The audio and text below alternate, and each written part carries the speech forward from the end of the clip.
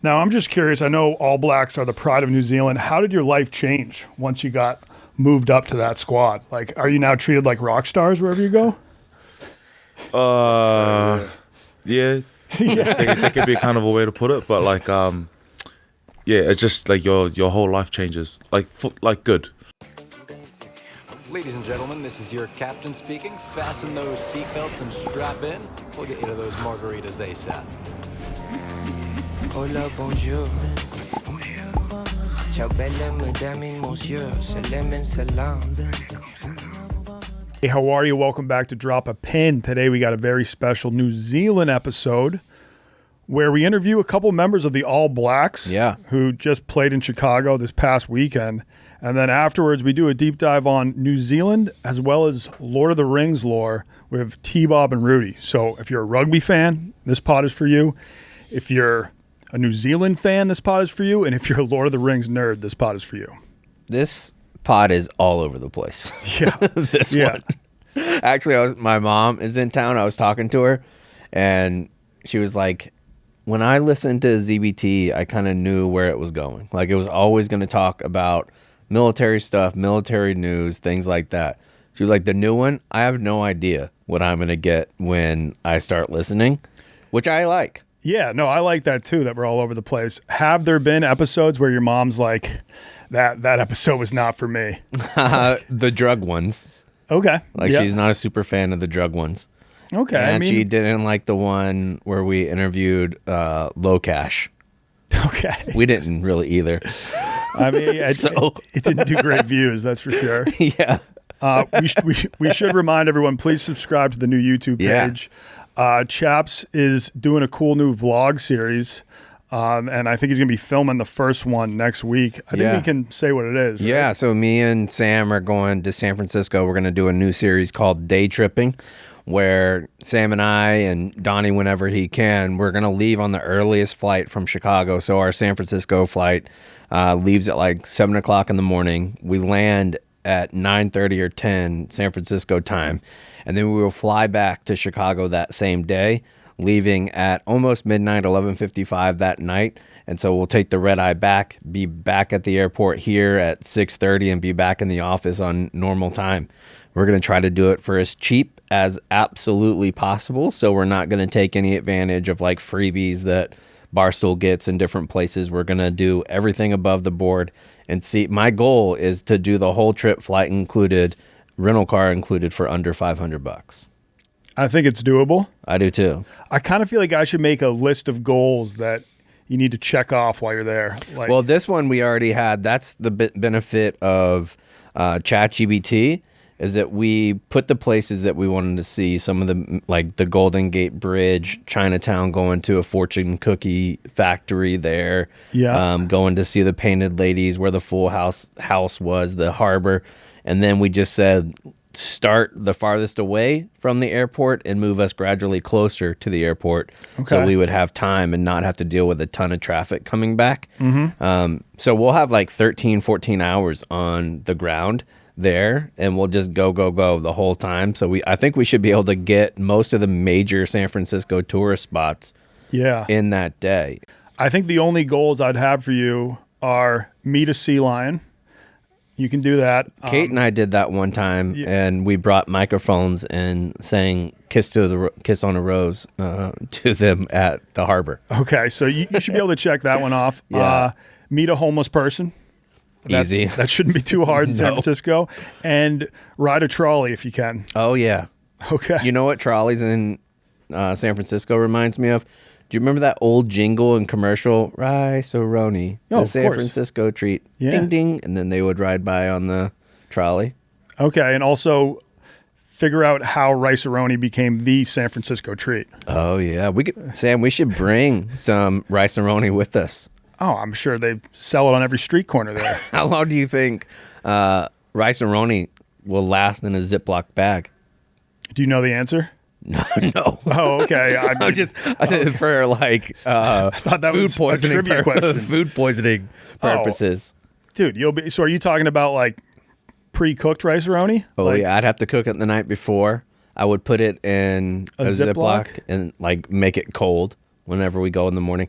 Oh, I was already thinking about ordering a insulated backpack so I could put stuff in it. Yeah, I think rice-a-roni is fine for a couple days. It's probably got a lot of artificial ingredients that just don't go bad. Maybe you and Biz could look into that for Pekin. Oh, trail rice-a-roni? Yeah. That would be huge. That'd be huge. Yeah. Yep.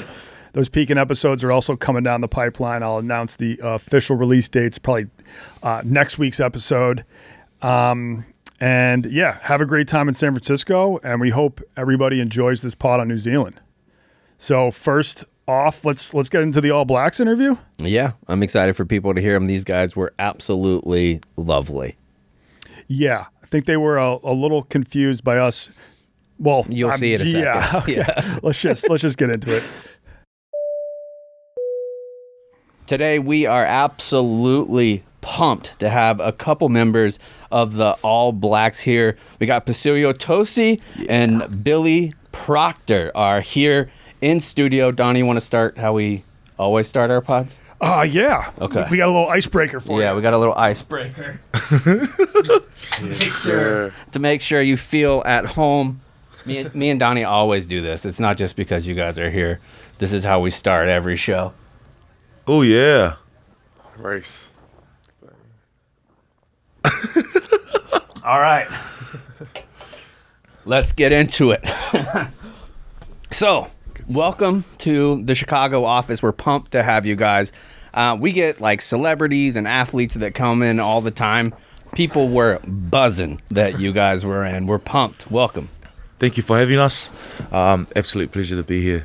Yeah, it's just crazy that we see you fellas on social media, but it's good to be here like in person and see this place physically. Yeah, so yeah, thank you for having us. Does Barstool Sports have a large following down in New Zealand? That's a firm no. Yeah, Don't know if it's as big as what it is here, but yeah. But we know you guys are very popular and famous here, so it's good. Yeah. How many years have each of you been on the All Black squad?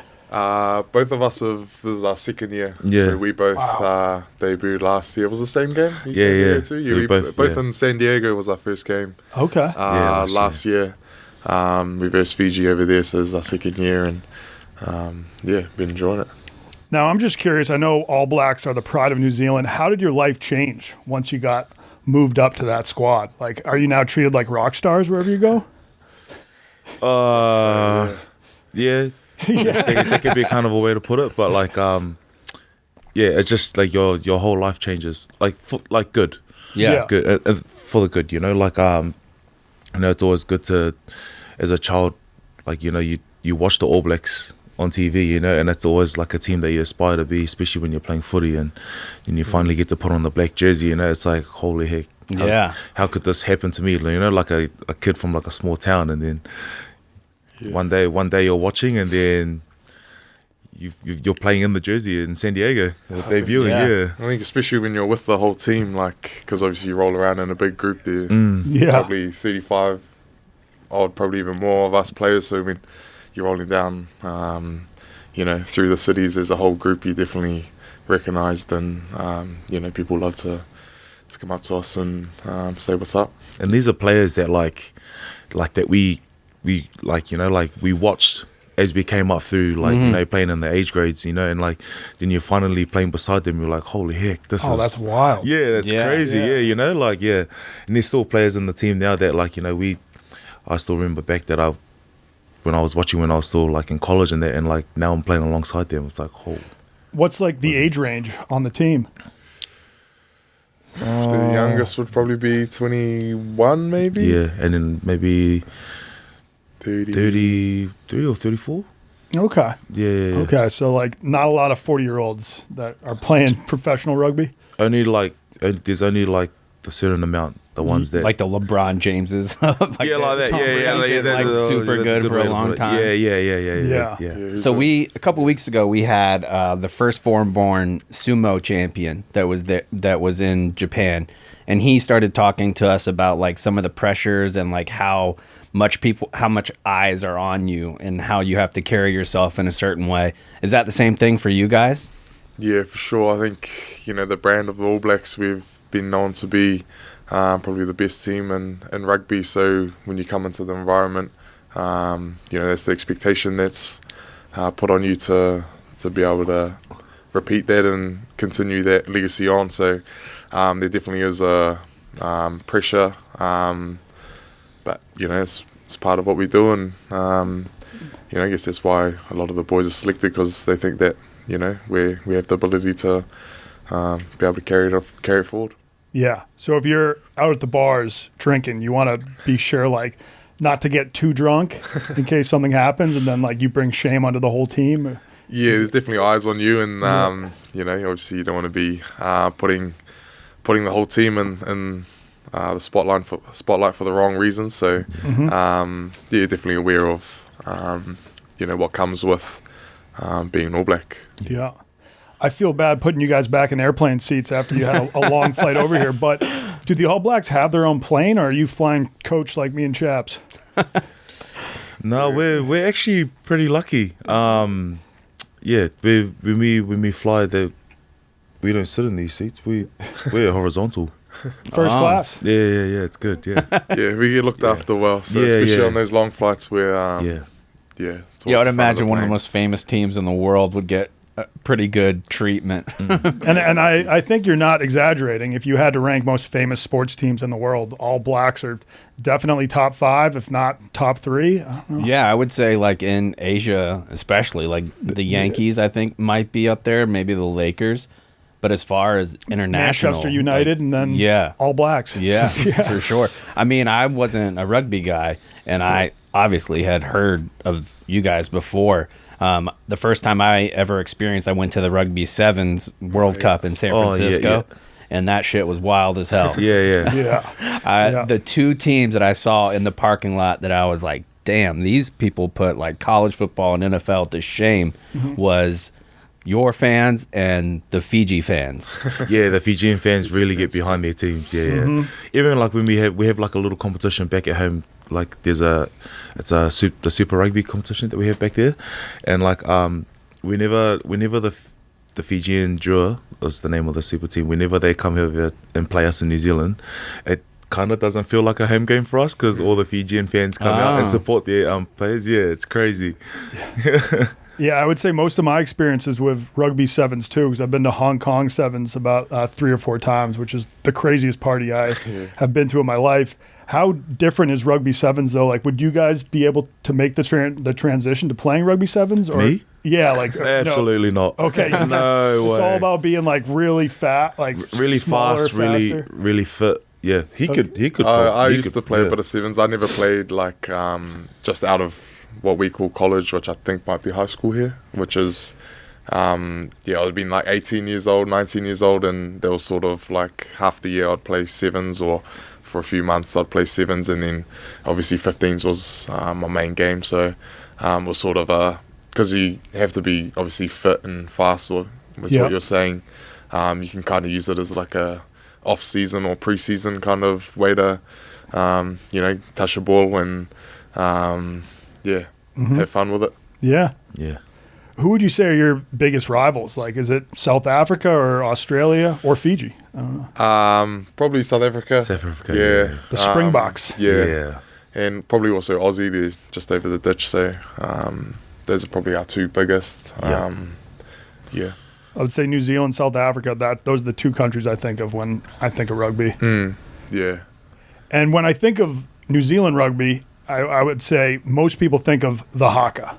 So I need to ask you about that. I know it comes from Maori culture, but are white New Zealanders also allowed to do the haka?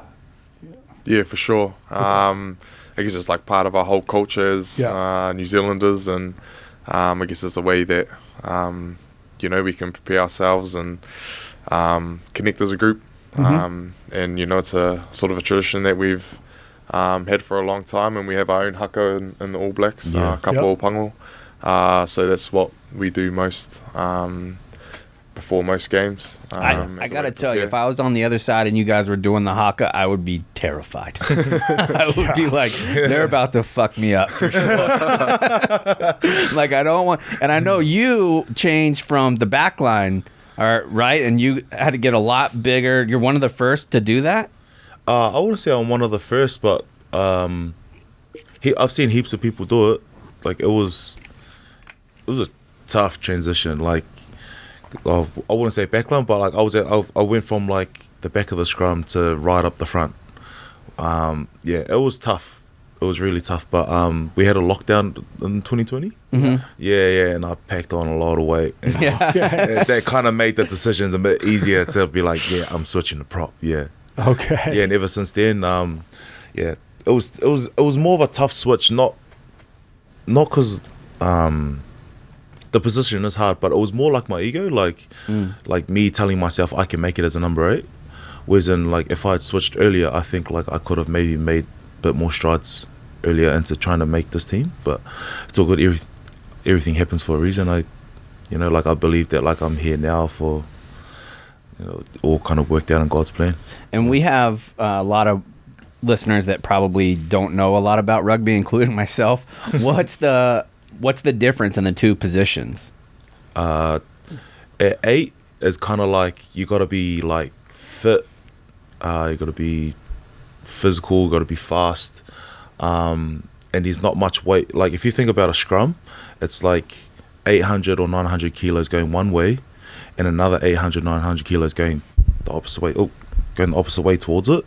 No, you take the brunt of that, eh? Now I'm right at the front. Yeah, so like all the weight's getting pushed through the front 3, and I'm one of the 3. So. And you're chilling in the back? Yeah, I'm watching. He's watching. I'm watching waiting for the ball. Yeah. But I imagine you get the ball and like have to sprint away, right? Yeah, like, so I'm a back in the back line. So we have a lot more space than these guys, and our job's trying to run away from them and probably like shit. That hurts. I bet. Yeah. Try run. Not directly at someone like Big Puss here, but we pride ourselves on trying to be skillful, fast. 100. And try and make the flashy plays. That's probably one of the best sights, like coming out of a scrum. And you look to your left or you look to your right, and you see one of your backline members breaking the line. Oh, it's a great sight. Like it's worth the scrum. Now, even though you're on the front line, you still have the opportunity to score tries, right? Or is it a lot rare? No, it's the front rows is pretty rare to score tries because if you think of them as like the back line is like Ferraris, we're like the tractors. The tractors, but if you're not even trucks, if you're just straight up really tractors. close, Straight tractors, yeah. If there's a scrum really close to the try line or whatever it's called, then they might use the tractor just to hammer it in. Or that's a ruck close to the goal line. Yeah. Okay. I wouldn't say like scrum, but like a ruck, and then we do like pick and goes where we just latch onto each other and we just carry the ball just in. Oh, okay. Yeah. But the whole point of us trying to do that is to like either try or try tighten up the defense so that the backs can score. Okay. Yeah. Yeah, I guess it's similar to playing offensive line in American football, where offensive linemen pretty much have no opportunities to score a touchdown. At least there is a small chance that you can score one. Yeah. But when they do, it's fun to have a thick 6 or like a fat guy touchdown. It's the best. Oh, it's cool. Social media goes bananas whenever that happens. Yeah. For sure. I want to go back to the haka for a second. When you first, you talked about how getting the shirt, getting on the team for the first time. What is it like when you are wearing it, you're on the pitch for the first time, and you're doing the haka? I imagine that has to be insanely emotional. Yeah, it's awesome. Obviously, I'm a Māori boy, so to be able to, when you finally get the opportunity to do that, it's like a kid's dream. Growing up watching the All Blacks, and similar to a lot of people around the world, you associate the haka with the All Blacks. So when you do that for the first time, it's something pretty cool. Now, if you saw an American football team doing the haka, would you see that as cultural appropriation or cultural appreciation? What do you reckon? I don't know. I don't want to kind of say it like that, but like if it's done properly, then yeah, it's safe. But if it's just, I don't know, like that, the haka is like, I would say it's like pretty sacred to.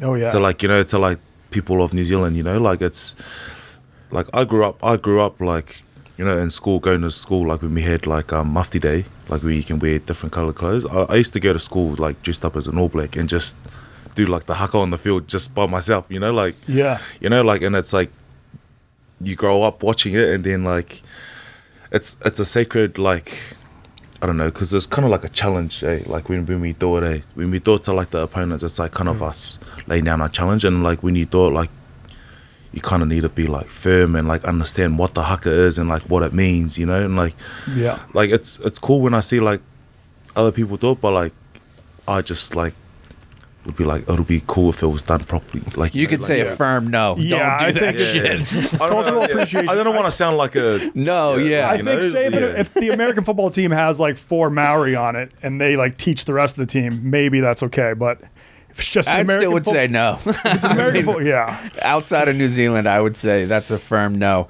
I fell down YouTube rabbit holes for a while watching it. And there, like you guys, and then there was one that you see at like weddings that I don't know anything, and I was like, damn, that's emotional. Yeah. And I've seen people do it on like the Parliament floor in New Zealand. Really? Yeah, and it's a super special moment. And you could see how spiritual and emotion, exactly, like full of emotion. I feel like that's probably one of them. Like you actually show like a lot of emotion. So it's not like until when you do it is when you feel like the emotion, kind of, you know, like you can use it in different ways. Like you said, if you at weddings, they kind of use it as a celebration, and again, just I guess a lot of emotion wrapped around it. And then as we do before the game, it's more of like a challenge. So yeah, there's different ways you can use it as well. And is it kind of passed down from your family, or is there like different? I don't want to say tribes. I don't know. Yeah, it's tribes. So we call it iwi. So different tribes, pretty much. You know, have their own haka, and so there's multiple. There's obviously the world probably sees 2, which is Kamate, and then Kapopango, which is our one. So they probably see those 2 as associate that with haka in New Zealand, but there's actually probably close hundreds probably throughout. Different iwi and different tribes. Even in like high schools and like the Super Rugby teams that we play in, each like school has their own haka. You know, like, so there's heaps of them. Like, I've seen those where like in a stadium and they'll all do it together. Yeah. That's fucking amazing. It's so cool. Now, I know most of the people that are on All Blacks are from New Zealand. Can you be from a different country and join the team? Yeah, you can. Fabe's really? the one of the other boys that isn't here today. He is from, I'm going to say Holland. Yeah, he's Dutch. Yeah. Dutch. I think it's very confusing. He's Holland from the Netherlands. He's also Dutch. There's a lot of different terms for that. Like, I'm not Māori, I'm Tongan. Yeah, you know what I mean? Yeah. A lot of our boys come from the islands, which is like Fiji, Tonga, Samoa. Yeah. Okay. Cool. So it's definitely not just you don't have to be a New Zealander or Māori to play for New Zealand. Yeah. And this might be a super like too large of a question in scope. Can you explain Maori culture? I know that's a big thing. I don't know. I don't know how to explain it. Beautiful culture. Yeah. Like we live, like, what do they call it? Aotearoa. Land on a long white cloud, you know, that belongs to the Māori, you know, and they've made the country beautiful. He mentioned that's the Maori name for New Zealand. It translates to land of the long white cloud. Yeah, Aotearoa, Because like when the Polynesian explorers, when they first saw the land, I think like the legend is that someone was like, there's a long white cloud. It must mean that there's land. And I would imagine you would say it's the original name and white people named it New Zealand, right? Like that's what white people call Aotearoa. Here's a question for you. Do you know where the original Zealand is? No. It's a province in the Netherlands. Oh, that makes sense. Yeah. I was confused about that too. I had to look it up. Now, when you go across the world, is it more fun to play in places like here that don't have like a huge rugby culture, or go into like Fiji and go into South Africa and having like the rabid fans there?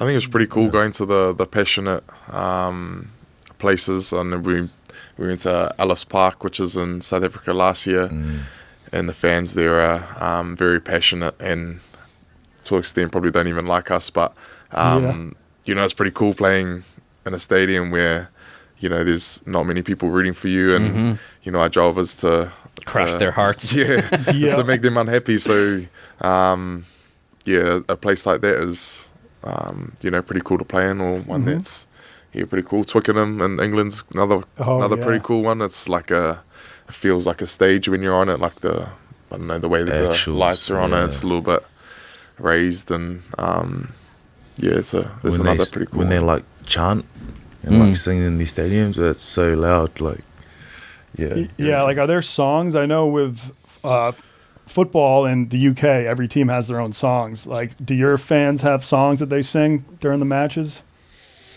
Not really, eh?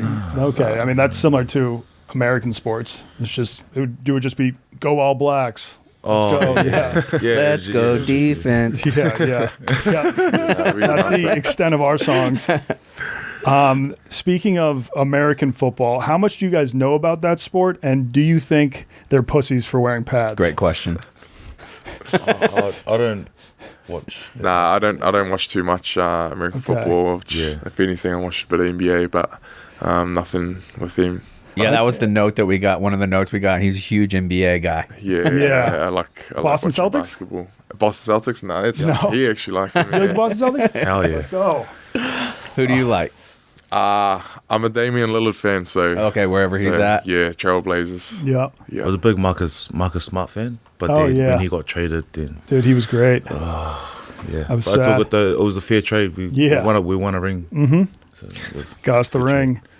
I think there was one Australian rugby player who made the transition from playing rugby in Australia to then playing in the NFL. Yeah, I don't know if any New Zealand rugby players have made that transition. Maybe as like a kicker or a punter. I don't think so. Not that I know of anyway. Yeah. Do you guys have to kick the ball at all, or is that just one person's job? It's pretty much the whole back line. The whole back line will have to kick. Yeah, there's obviously players that kick the ball a bit more, which are 9s and 10s, are I guess playmakers. They do probably the most of our kicking, but everyone in the back line has to be able to kick, and we'll probably kick every now and then. One thing I'm really curious about, I've traveled around the world, but I've never been down to Australia or New Zealand. If an American tourist had 1 week in New Zealand, what do you think they should do? A lot of tourists go to Queenstown. It's at the very bottom. It's got some nice scenery. It's like beautiful lakes and good food spots. Yeah. Is that where they filmed Lord of the Rings? No, that's up north. Oh, okay. That's up north. Yeah, I think there might have been parts of Lord of the Rings that were filmed down in Queenstown. Yeah. But there's where what's the Shire? Yes. That's up in Hamilton, which is not far from Auckland, which is probably the biggest city in New Zealand. So a lot of people go to Queenstown. Go to Tauranga, go climb the mount. Yep. Yeah, go walk around there. Yeah. Is that the tallest mountain in New Zealand? No, I don't think so. No, I don't think it is. But it's real popular. Like, it's a real tourist attraction for people to go there and like get to the top, take photos, boom. It's kind of like a beach town. Usually has nice weather, and a lot of people are at the beach and that. Yeah, New Zealand has it all. You guys have nice beaches, but you also have like mountains. I'm sure. Like, do you have a lot of skiing and snowboarding culture big in New Zealand? There's a lot of people that get on the snow. We don't really do it. We don't really have time for it. I'll fall over. Yeah, there's also you would get injured and then kicked off the team. Yeah, but there's those are places that people go visit as well and see. For the scenery and all that. And what food would I need to eat if I was down in New Zealand? Boil up. You need to try that. What's that? It's, how would you say it? It's like traditional moldy food. Yeah. It's just all cooked in a big pot, and it's like let's say it's a cold rainy day, you come home and that's there with buttered bread. Kiwi gumbo, I think. Okay. That's what it sounds like. Gumbo is like a stew. It's really popular down in New Orleans, and everyone says like, yeah, you just got to eat that on a cold, rainy day, and it hits the spot. So it sounds like it. What's your Tongan one? I don't even know if you'll be able to bring it up, but lou sipi. Do you know lou? No? Taro leaves? Yeah, I know. Taro leaves, and it's got like meat in it? No? Oh, yeah, beetle nut. Yeah. Is that what you said? No. No, it's like... Oh, it's all right. No, it's something you eat. Food, yeah, I was like, oh, yeah, you eat it? you know. I know it's like you don't want to eat beetle nuts. Taro leaf, I mean, I know taro, it's kind of like a sweet potato. Right. And then you can... so like that, you cook that. So you cook, that meal right there. You can see it. I'll go down, with the chili Sam. on top, with the kind of the chili on top. Right there, yeah, that. I know it doesn't look that good, but it's like taro leaves, and you put onions, coconut cream, and like meat in it, and then you like cook it in the oven, like wrapped in tin foil. I bet that is good. That'd be very tasty. Do you guys have like palm trees and coconuts down in New Zealand? Too cold. Okay, yeah. Too cold, yeah. It's got to get imported. You guys have a lot of lamb, for sure. Like everyone always talks about New Zealand lamb. Yeah. The only country with more sheep than people. They're everywhere. Yeah. Wherever you drive, you're guaranteed to see a lot of sheep. Yeah. Yeah. No kangaroos though, right? No, that's an Aussie thing. Okay. Yeah, it's Australia, yeah. When you guys get your list, and because you go all over the world, like I imagine this is like the season that you do it. When you got your list this year, was there any spots you circled like, hell yeah, we're going here? This one? Yep. Yeah. Oh yeah, 100%. Yeah, anywhere that we get to go in America and get to explore is like a bonus. Like on the trip, it's cool. Yeah. Is this your only stop, Chicago? Are you going to San Francisco too, or? This year? Yeah. Nah, so after this we go to Edinburgh in Scotland. Then we're off to London, and then we finish in Cardiff in Wales. Cardiff, Okay. Yeah, we head up there after this. Does this match count towards your record and your standings, or is it more? Oh, okay, so this is like it's an international test. It's not just an exhibition match. No. It's like legit. Yeah. So, like the Irish team, how do you expect it to go? I mean, obviously you expect to win, but is there anything that they do that you're like, we really got to focus in on this? Yeah. They're just an all-round like strong team. Like they're really aggressive at like the rucks. They've got a good scrum on them. Yeah, I can just I can name heaps of like stuff that they do that's good, but obviously like we prep to play well on the Saturday and to win, you know. Like I don't kind of know how to say it. Yeah, they've been probably one of the top teams in the last couple of years, so it's definitely going to be a tough match this weekend. They have a lot of good systems in place and quite skillful players. And they're quite experienced. Like a lot of their boys have been around for a while, so they know what they're doing. And we're expecting a good game on the weekend, but it should be fun. Yeah, well, it's just like any team that we verse. Like we give them the utmost respect by prepping the best that we can to put out a good performance on game day. Like watching a bunch of tape, like what? Or a lot. Yeah. Okay. Heaps of tape. There's heaps of homework. There's always video review. Like whenever the training's done, maybe like an hour later, the whole training video's up. So yeah, that's huge in American football too. They spend probably half the time in the film room. Yeah, exactly. Yes. And that's the expectation, like that they put on us. Like you said before, like putting us on the plane rides, but like we're riding first class. Like that's one of the perks, and like being able to be here in Chicago. But then also on the flip side of it, like you gotta do your homework. You gotta nail your role. It's just like anything. It's got its pros and cons, but this is like the best kind of job or kind of outcome that I could have asked for. Like I'm doing what I love to do. Yeah. You know what I mean? Like, and for the team, I imagine. Yeah, 100%. Like calling your parents and telling them, like, I made it. Like I'm gonna be on the All Blacks. That's got to be top moment for you guys in your life. Like I would imagine. Yeah, it's awesome, and sort of what your family and that have done for you to be able to be in the position to make this team. It's rewarding for us, but them as well, because they've been on the journey with us. So for sure. A lot of moms breaking into tears. Yeah. Yeah, well, you see, like, you know, like how much your parents sacrifice, you know, like you know, like growing up, you know, and then you make it, and then you can finally give back, you know, like this. I reckon that's probably like one of like a fueling factor in like the way I play my game, is so that I'm able to provide for my wee family that I've got, and then be able to give back to like my parents for, you know, what they did to me, done for me growing up, you know. Yeah. When you guys arrive in a city like Chicago, what's the most culture shock that you experience? Like, what do you see in Chicago that surprises you the most, or is the most different from what you see in New Zealand? I would say probably not what I see, but what I hear, the accent.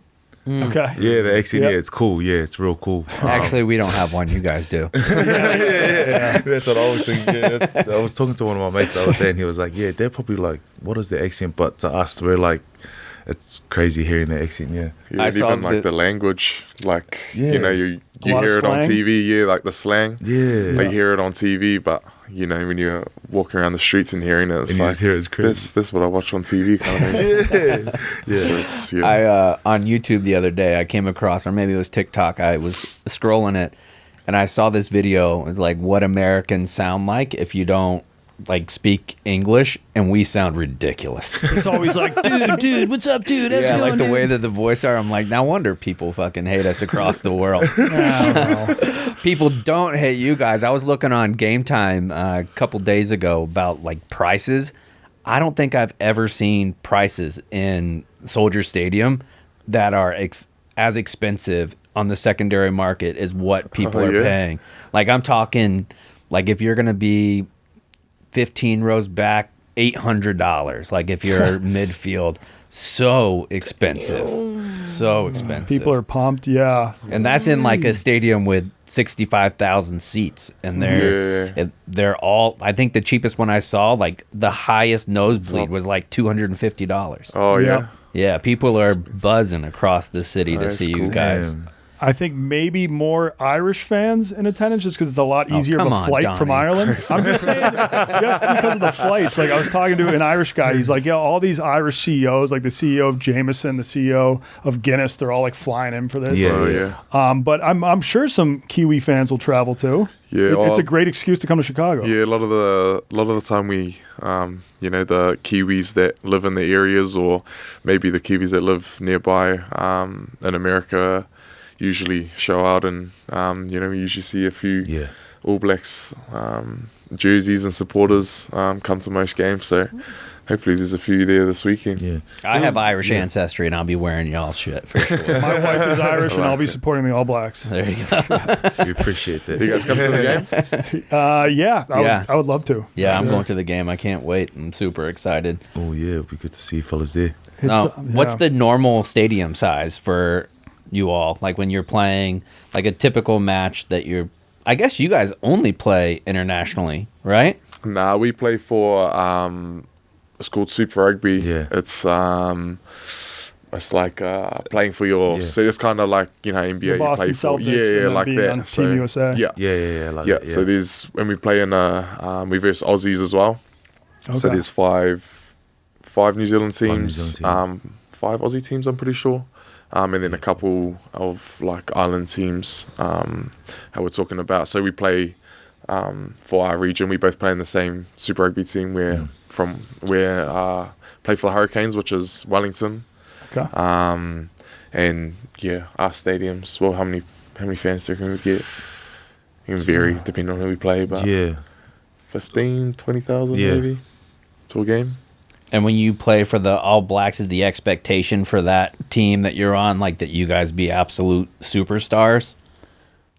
When you go, like when you're on back to the Hurricanes, yeah, like, are you guys like, you're on the All Blacks, we need you to be the best players on the Hurricanes? Sort of, yeah. So you guys play for the Wellington team. Is that where Beef Wellington comes from? Great question.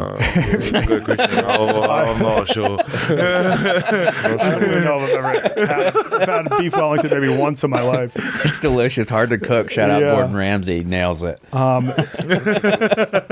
So I played in 2 club rugby games in college. The one thing I was shocked is when you play American football, it's a lot of like start and stop. So you have a lot of time to catch your breath. In rugby, there really aren't a lot of subs, right? Like no, there is 8. Yeah. So 8 you're subs. allowed 8 subs. Are there sometimes where you guys just play the whole game? Yeah.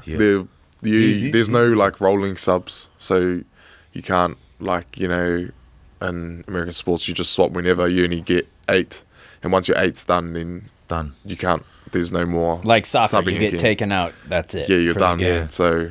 And like the people that sub on are only specific to positions. Okay. You know what I mean? So like I'll have a sub, or like yeah. if I'm playing, I have a sub that swaps me out, and then that's it. And then like, you're done. Okay. Yeah. So you really don't want to get subbed because that must mean you did something wrong where the coach is like, well, it just kind of depends how deep in the game you are. Yeah. If it's like really deep in the game and you're hacked, you're like, yeah. Get me off. It's exhausting. Like, are there times in the scrum where you're just like, let's all just chill here and try to catch our breath for a bit? Yeah, it's pretty tiring playing in the being a prop, like having to scrum and doing all the mauling and But I'd rather do all that than have to, chase kicks and like run all the time. No, I couldn't do that. Mm-hmm. I'm the opposite. Yeah, I'd rather run the long distance and not have to push in a scrum like Big Puss over here. In terms of getting hurt on the pitch, like what are you most concerned about? I know in rugby you tackle with your head behind the body, whereas in like American football you're wearing a helmet, so you always put your head in front of the body. Is that what you're most concerned about? Like when you're going in for a tackle and you don't want to damage your neck or something like that? I think my one's more around, because I do a lot of running in there, it's probably more around the hammy injuries or the calves, Achilles, like the injuries you can get while running at high speed. And I don't think we're too, don't worry too much about the old head. There's a lot of things in place to once you're warm and the adrenaline is going, and then you pass, you run onto the field, like that's all kind of like, but there are obviously there are rules like on the field that you do have to keep to like keeping tackles low and Is there like red cards or anything like that? Yeah. Red card means you're gone. Like okay. Yeah. Yellow you get 2 yellows like you would in footy. Yellow card's like a 10-minute. Not too bad. There's not many reds that get put out. You have to do something. Yeah. You have to do something really bad to get a red card. Yeah. And then you still, like, whenever you're doing that, do you go a man down too? Like, if you get a yellow and they have to sit out for 10, is it kind of man down? Yeah. So it'll be 14 on 15 for that 10 minutes, and sometimes you can get 2 yellows at the same time, so it's 13 v 15. But the red cards, I think the red cards, it's for 20 minutes, but the person that got red carded stays off, and then he can get another sub on. But it's after 20 minutes. Is that right or no? There might be a super thing. No, it might be different. Yeah, 20 minutes is a long time for halves that are 40-minute long, and then you have 20-minute halftime, right? And you come back out for 40. Yeah. 20 is. Well, if you get a red card in, time. I think it actually might be an international. If you get a red card in international rugby, you're gone for the game. So say you get it in the first 10 minutes, gone. The rest of the 70 minutes you're playing with 14 players. Damn. It's tough, man, yeah. That's a big penalty. Oh, yeah. That's why there's not many red cards that get put out there. You have to do. You got to do something really Because I'm sure you're pissed at your teammate, too. Yeah, well, a lot of the time it's not intentional, so he almost feels bad, but... What would you get a red card for? Like, say if you're in the scrum and you punch someone in the nuts. Like, any fighting, there's not too much fighting that goes on in rugby, so if you're throwing a punch, you're probably getting a red card. Let's say if I'm like running that way and someone else is running towards me and I go to clothesline them. Oh, okay. That's a red card. Or like there's a thing called a croc roll. Like a croc roll. Like if I'm trying to roll. Yeah, if I'm trying to like steal the ball and you come and you toss my body onto my knee. All right. Over my knee, that can be potential red card. Like a dump tackle, I think that's what you guys call it. We call it a spear tackle, where you like lift them up and put them on your head. Okay, like past the horizontal, straight so on it's your all head, safety rules. Yeah, 100%. Like the punishments are pretty severe. Like if you Yeah, if you don't get it right, Because the only pad you're wearing is something to cover your ears, right? So they don't get ripped off? That's not even a pad. That's just like a little bit of tape. Just a little bit of tape. It's just to stop the collies. Yeah. It's just the props. God, that sucks to drain it, I bet. Yeah. The needle in it. I only just got this last year when I made this team. Because I was like properly scrumming. Yeah. And holy, like it was sore. Yeah, but once it gets drained, it's safe. Those are my number one indicators at a bar that I don't want to fuck with that guy. I look at their ears and I'm like, nope. Yeah, that was one of the first things. Like the people asked us when we were here. We did like a little amazing race thing on Saturday when we got here, and like we were walking around like trying to get to the places, and I think it was like a cop that kind of we had to take a photo, but the cop was standing underneath the sign, and we went to go take a photo, and he was like looking at us, and then he goes, "Are y'all wrestlers?" And I was like, "No, we're rugby players from New Zealand." It's just because he's seen the cauliflower ears, so he thought they were wrestlers. Yeah. This might be a dumb question, but are all of the national teams called the All Blacks? Like, is the New Zealand soccer team called the All Blacks? It's like, what is it, all whites or All whites, yeah. Oh, okay. Yeah. And then you have It's kind of lame. women's all black team, right? Too. Is that You have the what, sorry? Do you have The female women's team? all Black Ferns. Oh, Black yeah. Ferns. They're the Black Ferns. Yeah. Okay. Yeah. So it's kind of like. I don't even see why you would similar, play yeah. soccer growing up in New Zealand. I feel like it's just rugby or bust. So how do you anticipate the crowd being in Chicago? Did I just get you a little hype, like with how many people are expected to be there? Nah, dude. I was thinking the atmosphere is going to be cool. Like, even like last year when we came over to America, I didn't, because obviously like our sport is not that well known here. And like even last year when we played in San Diego, like there was so much people that showed out, you know, like, and it was just cool to play in like an atmosphere where like you're like, holy heck, like didn't expect this much people to turn up, but they're here and they're actually cheering for us, and like I'm kind of got the same feeling that might. Yeah, It's cool hearing that it's sold out, and it seems like it's been pretty popular. That's So cool, man. looking forward to playing at an NFL stadium. Yeah. Because I can bet top dollar if like the Celtics versus the Lakers decided to have a game in Auckland, I can assure you that would be like sold out and like just like that. Yeah. Yeah, you know what I mean? Yeah. So it's, like, it's cool to kind of have the vice versa, us coming here and then it's like a sold out stadium. And People are going to be tailgating. Is like tailgating culture big in New Zealand? Like, so before the game, like sitting around in the parking lot drinking beers and barbecuing or anything I like saw that we actually saw that on the way into the San Diego game last year. That was the first time I've because it's an NFL thing, isn't it? Or, college Yeah, they all football. just It's just an American thing. We just like to drink and cook. We love love drinking in parking lots. Yeah, parking lot drinking is the best. Yeah. wasted outside and then go in steamed. Yeah. I mean, I saw the Fiji fans and the New Zealand fans all over in San Francisco. Like their tailgate areas, there would be like 80 to 100 cars that were all together, huge families that were out. I guess because you guys don't play here that much, like your teams don't play here that much. So when you do, like all the people that have that ancestry are all about it. Yeah, it'll be something cool to experience too, because obviously we don't do anything like that back home. It definitely looks like they get into it. I'm shocked. You got the chairs out and everything, just all laxed out. Yeah, people have like RVs, like big motorhomes out with like big TVs on the side, watching like old games, highlight games, and it's cool. Like, yeah, you could see it there. Like they'll have that kind of stuff out, streaming different games. It's a great environment. Yeah, we got catching up to do.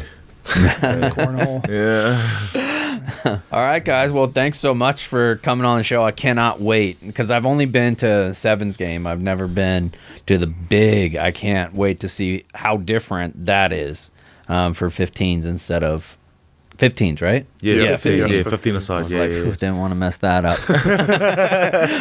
Pumped to see how really violent it is too. Like it's a very violent sport. It's a gentleman's sport though. Like I heard that. What's the saying in England? Like soccer is a gentle game played by hooligans, and rugby is a like violent sport played by gentlemen. I just gotta say, you don't get cauliflower ear from gentlemen's sport.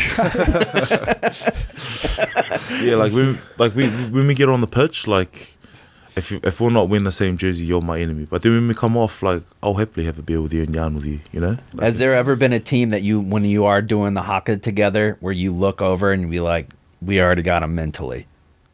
Does that ever kind of happen? I would imagine it would. Most teams, like, just eye us back or, like, give us a cheeky wee smile. But I wouldn't say that, like, I would think that, like, we have to kind of, like, the uphead, like, every team that we do the haka to, like, they're up for it. They're standing on the other side wanting to walk towards us, you know? Like, Probably pumps them up. I would just close my eyes and close my ears. I wouldn't get scared. No, I'm very nervous right now. Well, guys, good luck on Saturday. Can't wait to see you. Not in the plane seats, but actually on the pitch. It's going to be great. Thank you so much for having us. Thanks for coming on. Appreciate it. Okay, that was a great discussion with a couple members of the All Blacks. By the time this comes out, they have hopefully beaten Ireland, but we shall see. Now we're just going to do a deep dive into New Zealand in general, and I guess talk some Lord of the Rings too. Yeah. we got T-Bob, we got Rudy in here. Really random crew, and I think we're just going to be all over the place. But we are not high today. No, this is not a high. I mean, we can still call this an episode of High School, or no, I guess you can't. One person needs to be high. Yeah. Damn, I was looking forward to that. I wanted to get T-Bob in here because he's the only one that's actually been to New Zealand, and he did a Lord of the Rings tour in New Zealand. Yes, for my honeymoon, a 10-day Lord of the Rings tour that spanned the entire country from Auckland to Queenstown. So quite fun. Yes. I'm not going to do this voice the entire time, even though it's terribly tempting to in my Gandalf costume. But I love, and I mean, I'm obsessed with both these. Like, I'm obsessed with Lord of the Rings. Okay. And New Zealand was fucking awesome. Yeah. So I got a lot of thoughts. I would love to see a Rudy T-Bob Lord of the Rings off. Yes. I mean, we still have to even mention that Rudy is here. Oh, yeah, Rudy's here. Yeah, Rudy's here. You may be mistaken. Batman. You may have thought it was Batman. Rudy has never been to New Zealand. And no. Are you a Lord of the Rings fan? Huge Lord of the Rings fan. I have a Lord of the Rings tattoo. Big Lord of the Rings guy. Okay. I'm a little bit out of practice right now because I kind of oscillate between Game of Thrones and Lord of the Rings. And lately I've been on a big Game of Thrones kick, but I still got that Lord in me. So, but I've never been to New Zealand. I always wanted to be. And yeah, I love fantasy and I love lore. So obviously I love Lord of the Rings. And you even like the maps from Lord of the Rings. Love the maps. One of my favorite pickups I have is this dude. I think his name is Lord of Maps. Anyways, he makes these custom handmade maps. Follow that guy. That are like of where you live, but he does it in the style that J.R. Tolkien does Lord of the Rings maps. So I have a map of Colorado in the style of Middle Earth. It's very cool. So yeah, I love maps. Yeah, we should get a big Chicago one for the studio. Shout out Lord of Maps. Yeah, very cool. I just love maps in general. Just can't get enough of maps, man. I just love looking at different areas. Oh, yeah, I mean, topography guys. I could spend a whole podcast talking about maps. It would just be tough for the audio listeners. Yeah. And the video listeners. I think the video listeners, if they could see what we're looking at, they would have a good time. Okay, what's your personal favorite map? You know what?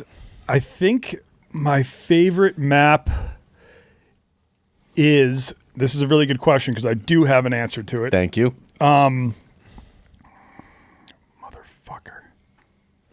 I'm starting to doubt you. I like the map of... You have an answer. I like the maps. That's a map of motherfuckers. I like the map of the motherfucker density Istanbul. map? I like the map of Venice. And I like the map of Boston Harbor and all the islands in the harbor.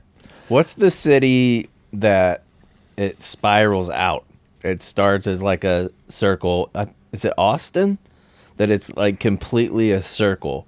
That like it gets big. You know how Chicago's essentially a grid system? So like ring roads. Yeah. I mean, Shanghai has the ring road pattern, but there's like a lot more. That they're not the only city I'm pretty sure uses ring Moscow roads. isn't Moscow super circular.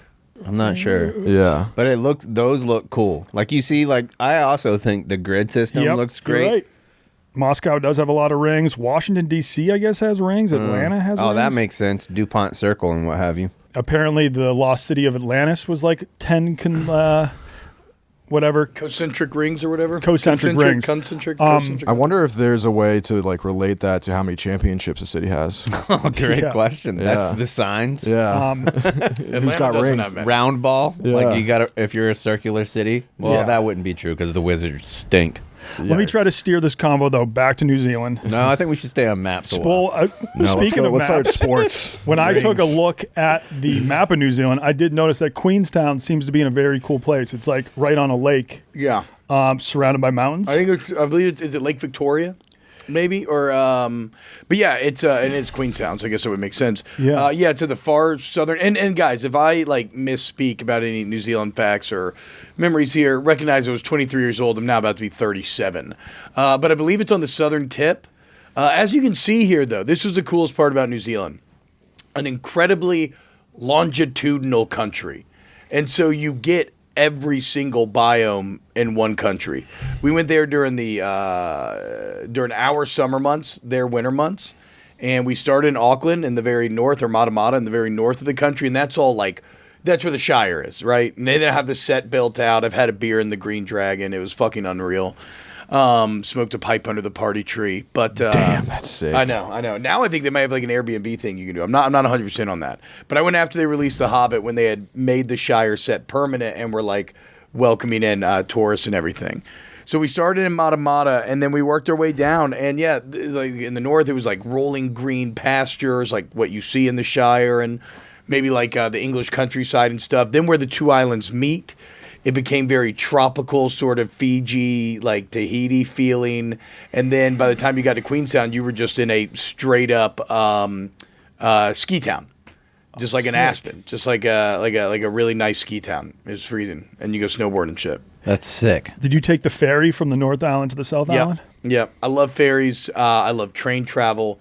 Like any travel where I don't have to be the one proactively driving. Okay. The ferry was beautiful. Yeah, it was great. What area of New Zealand looked the most Lord of the Rings-esque, like the most majestic, like Middle Earth looking? It's pretty much top to bottom that.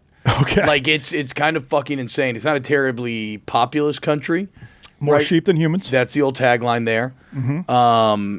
And it's got a very primal feel to its topography, I guess, if that's the right word. Like it just feels like there's a lot of kind of undeveloped, untouched lands. And again, it hits all the different flavors of that. Like you have the rolling green hills that feel like the English countryside. You got these beautiful golden plains, like where they filmed the Battle of Pelennor Fields and stuff. I think it might have been like Christchurch. Is that where the like Rohan was? Yeah, exactly. Riders of the Rohan. Yes. They come in and save the day. That's my favorite. But the Pelennor Fields is Gondor. Yeah, Pelennor is Gondor. But we did go to the there is like where they put Edoras, Rohan's capital.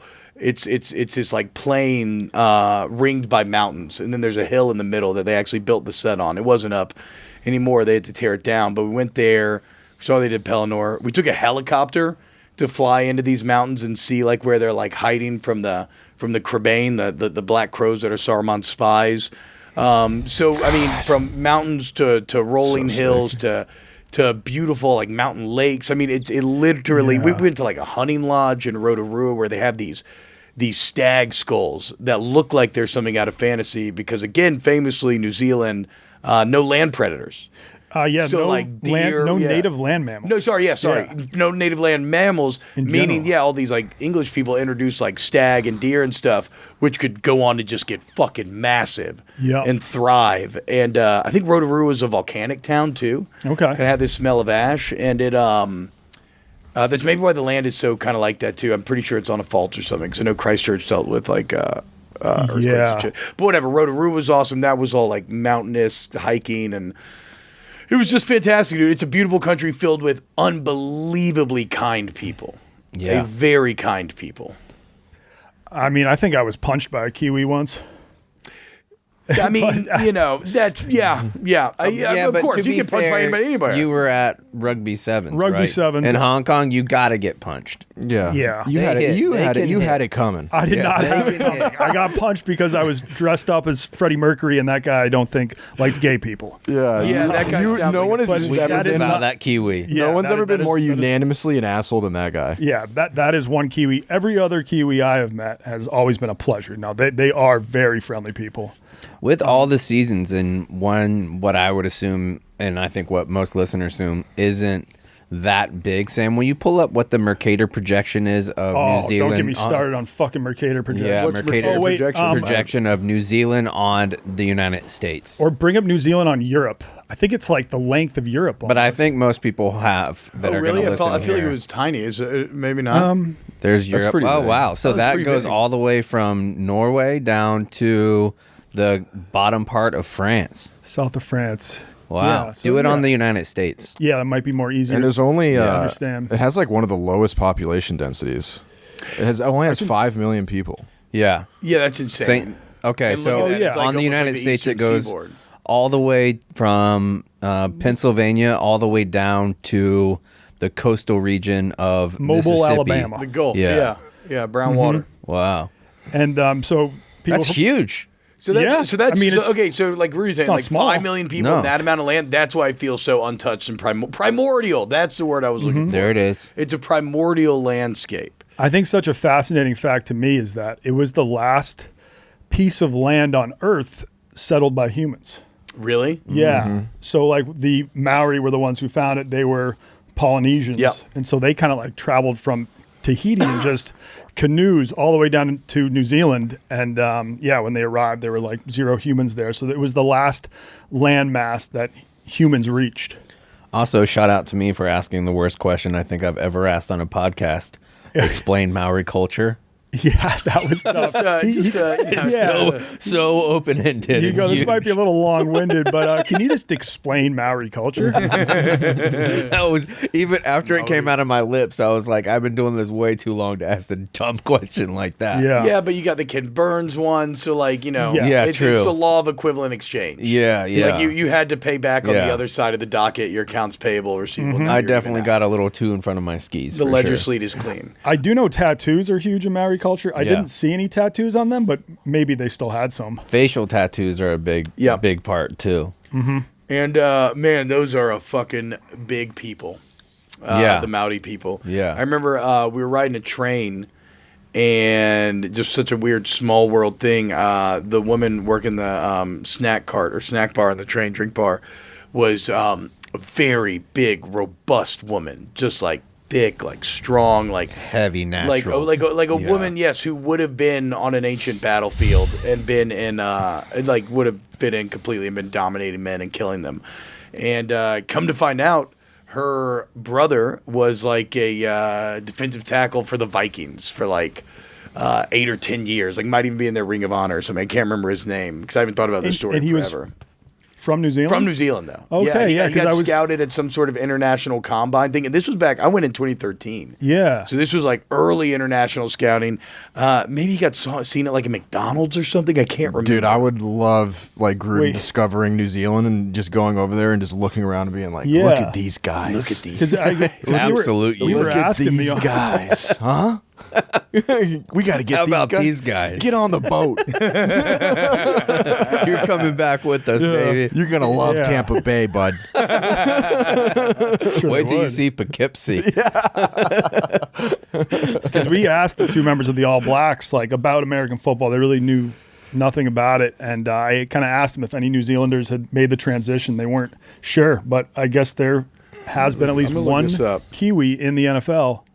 Oh, there's got to be more than one, dude. I would imagine punters. I mean, there's a well, that seems to be like Aussie has, because Australia's football is so specifically built around punting. Like, there's the kicking element in rugby, right? But like Australian rules is like you were made to just kick accurately with it. But I feel like there's got to be more than one. I mean, the Maori people are a giant people. Yeah, several players. Rick Ellison was We one. got Jordan Malata, Stephen Paea. Is Malata from New Zealand? That's the 6'9" right tackle of the Philadelphia Eagles. And if you've ever seen, he has an incredible voice on their Eagles offensive line Christmas album that they did. Okay, so yeah, it says, though born in Australia, his parents are from New Zealand, and he holds dual citizenship. That's it. Wait, is he on the Eagles now? Yeah. Yeah. Holy shit. He's really good, too. He's really good. And again, I probably can't play it here because of and then YouTube, but him singing is incredible because he sings that very high voice. What song is it? I'm trying to remember. Oh Holy Night? Santa Baby. Somewhere Over the Rainbow? No, that's the large Hawaiian guy who passed away. Well, no, I know, but I'm saying, but they do that. Whatever. I think that might be the song he's singing on there. I don't know. We'll see. Yeah. Somewhere Over the Rainbow. Yeah, that guy was unbelievable. Stephen Paya, a defensive tackle born in Auckland, who was on the Chicago Bears at one point. Did he play for the Vikings? Maybe, doesn't matter. Yeah, maybe that's his been on the sister I Vikings met. too. I don't know. So people from New Zealand are called Kiwis. Trivia question: why? They fucking love the fruit. It's a bird. No, It's a bird. It's the bird, dude. I know. Is it a flightless bird? Or no? Does It looks flightless as fuck. They I'm use not the sure, though. pigeon emoji. I honestly have no idea. Doesn't it use have the like pigeon it's like a emoji little for it. ball with like twig legs, isn't it? Yeah, it looks. Yeah, it Adorable. looks insane. Look at that little thing. But crazy fact about the fruit: kiwis used to be called Chinese gooseberries. Oh. And sales were not doing well. I would imagine not. Unwieldy. Yeah, when you call your fruit a Chinese gooseberry, it might not be moving off the shelves here in America. So they were like, we need a rebrand. Let's call them kiwis. And I don't even know if they're like native to New Zealand, but they were less like, yeah, kiwi's a cute name. It's a cute bird. And actually a kiwi's fuzzy. Like and actually, its shape. Look at that 1 second down Dude, in the middle row. That's fuzzy like a kiwi. I never realized that. That's probably why they chose the name kiwi, because it literally, a kiwi bird looks like a kiwi fruit. Yeah. What With are a those head. bad boys? They got to eat worms, huh? And a beak. Big worm guys. That's a dinosaur. I don't know if you like. Yeah. No, I think it's a little dinosaur. Did you just see those walking on the sides of the road? I have no memory of seeing a kiwi in the wild. I feel like we may have seen one in a cage somewhere, but I also could be making that up. Because apparently because New Zealand had no land mammals, they just like a lot of crazy birds evolved on those islands. Yeah, like that thing. If there were like fucking wolves running around, that thing would be tasty. Can't even fly. No, you stupid little chubby waddler. Cooked. It'd be absolutely done. Absolutely. But like island evolution always causes the craziest shit, right? Oh yeah, the like Galapagos and everything. Yeah, Madagascar has some weird stuff. Yeah, just adapting to its what it's allowed to adapt to. I think at one point they had the largest bird that ever existed. Yeah, the moa. The moa was a group of. Moa would stand up to 12 feet.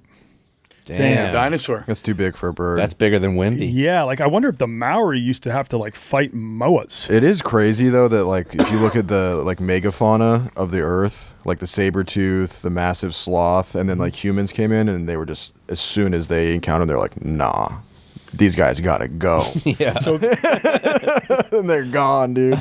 Which is sad, but there's that theory, that's but there's big. also the Younger Dryas impact theory that there was like a meteor impact in Greenland like 12,000 years ago, and that's what led to the death of all the megafauna over here. Like so giant the sloths. cavemen were probably stealing valor. They were like, nah, dude, that was us. Yeah, that was all us. Don't What'd you believe do it with? No. A stick, bro. I did it with this stick. no. We're the ones that spun the block on the saber tooth. I mean, if wasn't it a is meteor. if it is the humans, then it's just it's a testament to the brain. Look at the size of those things. Yeah, so the Maori, I guess, hunted them to extinction after they arrived. I mean, I guess we did take out, like, the Native Americans and, like, settlers did take out herds and herds of buffalo in order to drive them to extinction. I was reading that the Native book. Americans would hunt them sustainably. Yes. It was when we arrived with guns. Yes, That we just fucking wiped them out. I'm just saying, but regardless, they are, like, essentially gone for a long time. Now, preservation is, like, it has brought them back, but they're almost gone. That was and I think certain types of North American buffalo are just gone for good. Yeah, and some of those those herds could be like 1 million deep. And they used to just, whenever they were taking the train through the Great Plains, they would just be shooting them off the train for fun with no plans on eating that meat or anything. Just like, hey, I'm bored on this train. Let's go on the back and just shoot buffalo. Have you ever read, I forget what book it was, but there was a group It might have been in Lonesome Dove, actually, where they had these river boats, and they would just take the hides of all these buffaloes and put it on one big boat, and they said that you could smell it from miles away, that there'd be such a foul smell from all of these hides that were still, because they couldn't preserve them well. Yeah, they still had some flesh on them or some fat. Super gross. That book that I was reading, I never finished it. I actually need to get back to it, but about the history of Chicago. I don't know why I'm blanking on the name of it right now, but yeah, it goes like Chicago is directly tied in to the murder of all the buffalo, because there was such a population here, such a demand, and that's what they all were. And yeah, to your point, they would kill like crazy shit, like 10 in a minute. And then I can't remember the exact stats, so I apologize if I misspeak, but it was something like only like 1 out of 4, 1 out of 3 was actually harvested correctly and reached market. Like, it was just incredibly wanton amounts of killing and animal waste. And then and like you said, you have trains now connecting everything, and they'd be on the tracks. They'd be like, shoot them off the tracks. It would just because you can't slow down. It would. Yeah, it's make for a great episode of Barstool Outdoors, though. Sydney Wells would lose her mind. Sydney Wells today is on the train sniping buffs. Mm-hmm. But yeah, you'd be furious if you were a Native American, where you've been living for 100 years, traveling with the herd, using every single bit of the herd, and then all of a sudden they're just fucking gone. Yeah, it's like, imagine if someone like came in and then they were eating like part of a chicken wing, but like on a million scale. Yeah. And they're just leaving them at the table. Yes, exactly. Yeah, yes, you're like, exactly. As an American, you're killing like, a bunch are you of chickens, fucking kidding me? Only taking off the wings and just throwing the rest. Yeah, throwing the breasts and thighs. That was away. actually a sick alliteration by me on buffalo wings. In their defense, if you're coming over from England, or if you traveled over and you were like born in Europe and you come over to the United States, they didn't have any monstrous mammals like that. So I feel like you look at it, you're like, I gotta kill that thing. Yeah, I guess the closest would be a masculine reindeer. urge to kill a large mammal. Yeah. A couple other crazy birds that New Zealand has. They have a kia, which I guess is the giant parrot that loves to destroy cars down there. I think it's just that's ironic. I think it's KEA. I watched. Wow, that's beautiful. Channel 5 video on the Kia boys. Kind of looks like a macaw. I don't know about the Kia birds. They just they rip the windshield wipers off of cars and shit like that. Dude, that beak is fierce. It's a beautiful bird. Yeah, it is. Sheesh. And then they have a large pigeon. That bird fucks. I like that, dude. I like when birds do like destruction of property. Hell yeah. Yeah, in South Africa, you got to get like baboon insurance when you rent a car, because baboons will just rip the windshield wipers off your car too. South Africa. Yeah, I've been to South Africa. The baboons were like doing graffiti and shit. That's sick. Ripping cigs. They were ripping cigs, slapping chicks on the butt. Real perverts. Yeah. I mean, they'll also steal a baby from a stroller, which is real dark. Oh, man. And then there's also a giant pigeon in New Zealand that loves to get drunk. I guess when it eats fruits, it's got a little pouch in its throat where it stores the fruit, and the fruit ferments and gets the pigeon drunk, and they're known for just dropping out of trees. Hell yeah! Oh my God, this bird is me. I love this guy. Eddie's got to take one of those to a dive bar. Mm-hmm. How do you evolve? How do you evolve to the point where like your evolutionary track leads you? Because that cannot be in any way helping your survival. Yeah, if you get drunk to the point you're just falling out of trees. Yeah, no, that's but crazy. You don't have to do anything because there's no large mammals. No, so I know that's what I'm hammered saying. And so you just wake up a day later and they're fine. So you're allowed to evolve purely down like a pleasurable track. Yeah, like survival goes out the window. They evolved for pleasure. Yeah, big time. That's kind of like me in China. I drank to the point of passing out in China a couple times. Just woke up on a bench, perfectly fine, wasn't robbed. And then I got back to the U.S. thinking I could still do that. Passed out once, woke up in the drunk tank. Passed out another time, completely robbed. And so then I learned my lesson. Like I can't do that in the If you US. passed out drunk in China just out in the public, you don't get in trouble? No, I didn't get in trouble. Like everybody would just walk by me being like, that's not my problem. I'm not dealing with the passed out white dude. That white devil. Yeah, that white devil. And I would just wake up. There'd be like a Chinese woman sweeping the street across from me. She'd be like, hey, how's it going? Pineapples in his cheeks. Yeah. The koalas are kind of like that too, where they just evolve down like the pleasure path. Yep, that's true. Oh yeah, that's why they They're got chlamydia. Sleeping 20 hours a day, just fucking digesting Yeah, shit and that they're gets just them spreading high. chlamydia. Like, dude, I learned koalas are kind of pricks. Yeah. Yep. They're like terrible for the ecosystem. apparently. And luckily, none in New Zealand. Yeah. I think so. Yeah.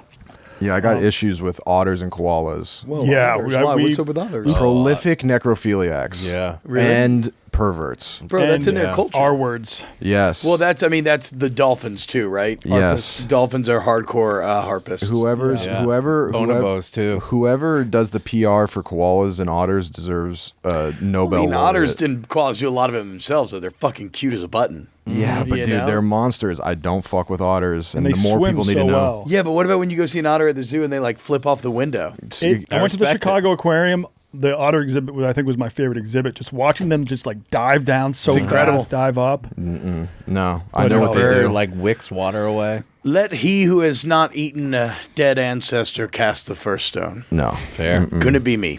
I'd eat otter gumbo. I'd I eat. bet you it tastes horrendous. Think so? They But do seem like they would eat taste like gamey. shellfish. They eat a lot Yeah. of oysters and stuff like that. And It you know what? seems I have stringy. eaten beaver. I had beaver rangoons. I've It eaten was beaver it? too. was not bad. I think anything's going to be good in a rangoon. But oh man, That's kind of how yeah, like, an I otter mean, rangoon. I like beavers. beavers are very chill. I mean, beavers, it's crazy how they're like one of the animals that can completely reshape An ecosystem. Yeah, an ecosystem. Just I was actually reading about that. I was in some Chicago forest or woods hiking this summer, and What they are the were- Chicago forest and woods you're talking about? like I don't know, I feel like Chicago has like a ton of parks, like There- big oh, yeah. like forests that you can Yeah, just go walk ton through of with all parks, different kind yeah. of biomes and everything, just like all around the city.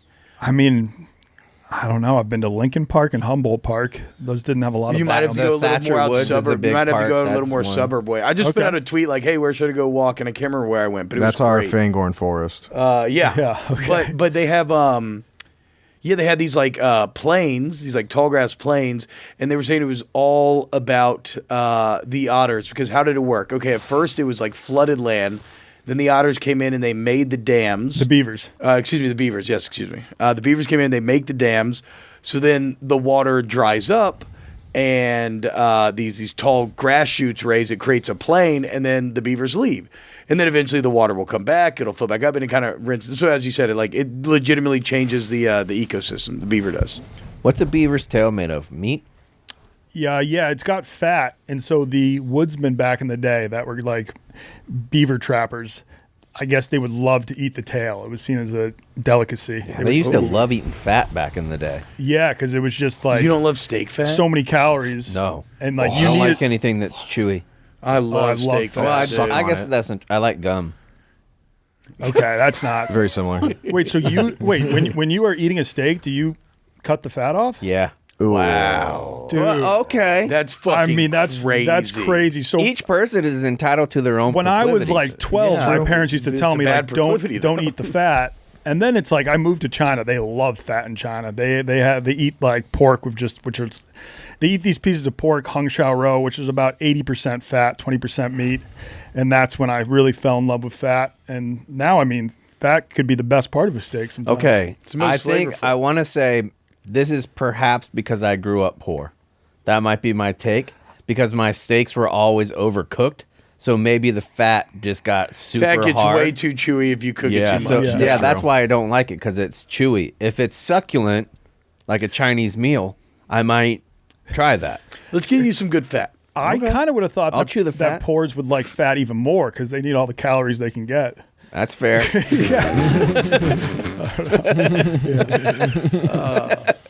I love when someone gets called pores, dude. It makes me laugh. Every I like Chaps, saying a well-known pore. yeah. I grew up a poor big time. I like pores and fats and olds. Pores, fats, and olds. But you don't want to be poor, fat, and old. Oh no, that's the worst. I think it's hard to be poor and fat. No, it's not. Not I take it back. these Not days. anymore. That's- I those are recant. some of the- I think for much of the vast majority of human history, that was Yeah. probably true. Yeah. Yeah, they used to have like fat men's clubs back in the 1920s and 30s, and it was just a bunch of rich guys kind of like showing off how fat they were, That's so sick. going hanging out with other fat guys. You Like, like yeah, this we're belly? rich, we're fat. I think in like Persian or Indian Can't even culture, I mean, afford I'm this belly. completely gonna whiff on this, but that was like a sign of class and elegance was being fat, wasn't it? So I do know one of the Ottoman sultans loved fat chicks, and he sent out one of his BBWs. He sent out one of his aides to go search the Ottoman Empire and find the fattest chick he could find. He's like, give me the most and pulp. bring her back. Fuck yes, and then he dude. made her his wife. The original Ottoman chubby chaser. Yeah, dude. Yes. Yep. What a come up for her. Mm-hmm. What was she called? She had a hilarious. She had to be pretty nickname. rich in the first place to get that fat, though. Also, it's weird that the skinny ladies would be like the pigs of the group, like the grenade that you have to jump on. Yeah, well, you're probably thinking like, I need to feed this baby. Yeah, true. Yeah. I need extra milk. Some I'm sultry thinking, mammary I'm glands. thinking I need to get her pregnant because I need to feed myself. Yeah. Mm-hmm. And I just want a little bit of that lactation. Have you ever tried breast milk? I've seen those videos. It's very sweet. Really? It tastes like cereal milk. Me and my wife and her best friend, they were pregnant at the same time 3 times, and we took shots of their breast milk fresh from the tap, and it was very sweet, tasted good.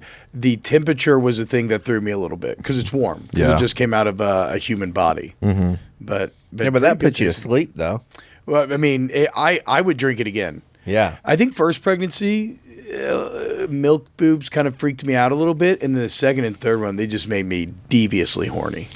To the point where I was even sometimes looking up lactation videos on my own. Hell yeah. Yeah. Free country, man. Shout out YouTube. That one's not age restricted because it's science. Yeah.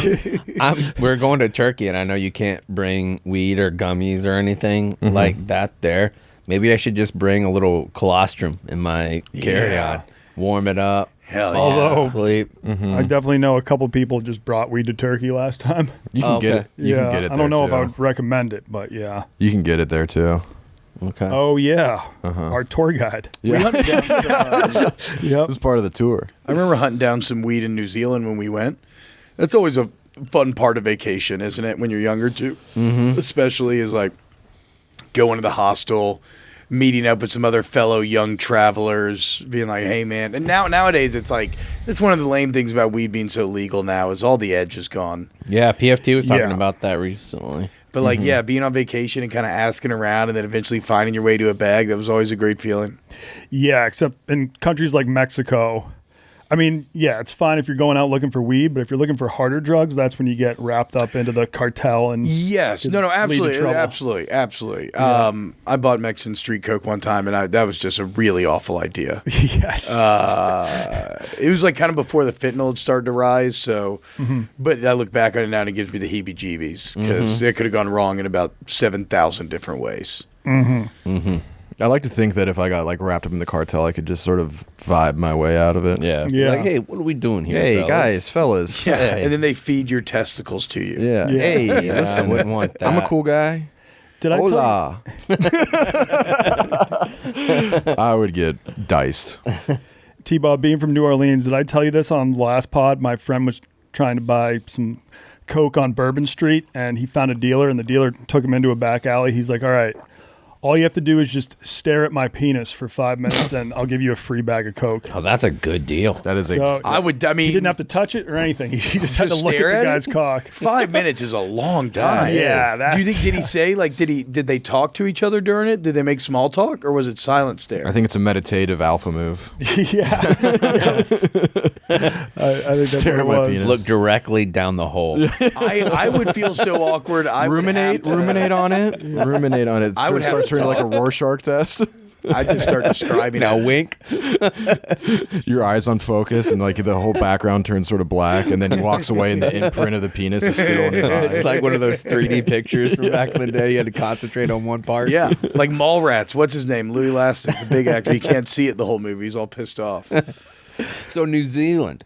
Yeah. New Zealand. When you were there, did you do any extreme sports? Because I know it's kind of No, like taking this so off. my It's one so great annoying. regret about the trip is, you were on a guided tour. yeah, it was our first time out of the country. We didn't start on the guided tour. We didn't end on the guided tour. And those actually ended up being kind of the most fun parts, even though I have some wonderfully absurd and warm memories of the guided tour because, like, it was just a cast of fucking characters. Like, you can imagine the nerds that are going on a 10-day Lord of the Rings tour in New Zealand. And so I made some invaluable friendships and memories along the way. But yeah, being like, waking up at 7 a.m. to get on buses and driving everywhere, and for whistle stop fashion wasn't my favorite. But we did see the whole country. Again, Matamata's beautiful, Rotorua amazing, Queenstown. We were going to go whitewater rafting, but it was like 5 degrees, and we were tired. We pushed out. Okay. So the helicopter ride would probably be the most sort of extreme thing to do. I don't know if I'd do a helicopter Whitewater ride. rafting, I'm going to tell you something right now. I love whitewater rafting. Yeah, same here. I think it's overrated. I'm from Colorado. That's like a big part of our culture. That's where I've been. It's just kind of like uncomfortable, like getting beat up by a river. I think I've fallen out of the raft both times I've gone, and that's just been exhilarating. Yes, I That agree. is the coolest thing you can do. Yeah, Yeah. I agree. Getting thrown out's awesome. Yeah. I mean, it's dangerous. Uh-huh. I think my parents fell out at one point, and they got like trapped underneath the raft. This was before I was born, but they always tell me the story. Like they died, but someone came and like rescued them from underneath it. Damn. How about actually? There's a Lord of the Rings story here. So I've seen all the making of, the behind the scenes on all the extended editions. They have about 8 hours for each movie, and as a little kid, I'd watch those obsessively. And in the filming of at the end of Fellowship, sorry, this is in Two Towers. Y'all seen the movies? Yes. You remember when Aragorn, they get attacked by the wargs and he gets dragged off the cliff into the water? Mm, yep. And they have the scene of Viggo floating down the river and he's just with his body. Well, when they were filming that, he got sucked under. And he was under, nobody could see him for like 45 seconds to a minute. And then all of a sudden he popped back up and floated out. But yeah, they were all, because Viggo was he didn't do all his own stunts, but he's a very, very serious, fully in the character actor. And so he wanted to do a lot of his shit. Like he used to sleep with his horse, Brego, and like create this like incredible bond with him. He wouldn't fuck the horse. He would like sleep in the stables with him. Yeah. Not method enough. But yeah, so like they thought that they had killed Viggo Mortensen in the middle of principal production, which would have been not ideal. Viggo's the man. I think he may have retired from acting. Or at He least seems the type. He's a deeply artistic soul. I Yeah. saw a video where he's like incredibly choosy about what he does. The only other movie I've seen him in is The Road. History of Eastern Promises is a great one where he has a fully nude fight scene, swinging meat in a Russian bathhouse. That's actually so Oh, metal. that's sick. Yeah. That's so History of metal. Violence is a really good Viggo movie. I never saw Hidalgo. So wait, can I ask Green you a Book, which, like, question? won a- Can I ask you a question, T-Bob, about the Shire tour? Yeah. So is it like kind of Disneyified, or does it feel very lived in and like kind of authentic? So it has probably changed a ton in the intervening 13 years. So, or dozen years, I guess. But when I was there, The Hobbit had just been filmed, and they had just made. So they had built the set permanently and had year-round gardeners like working on it and keeping it all alive, and it was stunningly fucking beautiful. I mean, it was truly transporting. And while the interior of a lot of the houses weren't built out, all of the Green Dragon is built out into That's a cool. full ass. But there's not functional pub. There's not like gift shops everywhere. No, like not when we went. No, we had like a Americanized? Okay, delicious farm to table bed and breakfast. That's really cool. And then we went on the tour I really all wanna day. do that. Yeah, you get the beer. The only thing that sucked is it was my first time I'd gotten a pipe as a wedding gift. And it was my first time trying to smoke out of a pipe, and I didn't know you had to buy pipe tobacco. Yeah. And so I bought cigarette tobacco. Oh, God. And so the Emptied it whole out, time yeah. I'm pretending like I like it, but I'm like, God, this tastes really shitty and harsh. Come to find out, pipe tobacco is actually incredibly It's smooth. so great. Yeah, it's like a Cherry and hookah vanilla. almost. It's one of the best smells there is. It's Yeah. so nice. It's so nice. I've got some Danny Boy in here that I got at the Kenosha Renaissance Fair. Oh, do you have Last a pipe on you? Yeah. Now? I got it in my 'cause bootstrap right now. I'm dressing up as Popeye for the Halloween thing today, and I have like a corncob pipe. This is my functional everyday pipe, Take but a I whack have of like, that later. I have, yeah, absolutely, bro. Dude, I love that. I've got multiple like long, like 8 to 18-inch like Lord of the Rings pipes as well. Also, fun tip about pipe tobacco. Weird tip. If you want to be an absolute hit at a strip club, bring corncob pipe and tobacco. Oh, no way. You will not believe the magnetic force you become. Wow. That's genius. Everyone collapses on you. Yeah, Especially if I bet you mix at any that with party, some. like if you bust it out, because everybody wants to rip heaters. Yeah. It's hard. It's hard though to how do you skirt the line between pretension and if you brought cool out in that pipe, it'd be like, oh, this guy's a pretentious dick. But like a corncob pipe, corncob pipe's very blue collar. I think that I think you just blast through it and just lean into being like, I'm better than you. The best pipe in any movie is the one from Inglourious Bastards. Oh yeah, like, do you mind if the I Nazi smoke one? mine too? Yeah, and it's huge, massive, and ivory. It looks like a trombone, thick bottom pipe. Yeah, so sick. I just saw a video of the Shire recently, and people go out there to get married. Like, they'll dress up and everything. And at one of them, Elijah Wood. Yeah, that was like this last week. It Yeah. started making the rounds. Yeah, Elijah Wood just showed up at their wedding and like went up and gave like the bride and groom like a big hug, and then just observed the wedding. They were beside themselves. Yeah. I would have been nerding the fuck out. Oh, dude, if you're a Lord of the Rings head enough to go to the Shire from the United States, and then Elijah Wood shows up. Oh man, if that's I was instant double nut. Yeah, 100%. If Elijah Wood showed up at my wedding I was at the Shire getting married, I'd kiss him on the forehead. Mm-hmm. He, you got to think too. I think he was like 20 or 21 when they filmed those movies. Mm-hmm. He was a kid. Yeah, I mean, that was Orlando Bloom's first major acting job. that was before Pirates. Mm-hmm. That was before Pirates. And how they filmed Lord of the Rings was very interesting. There was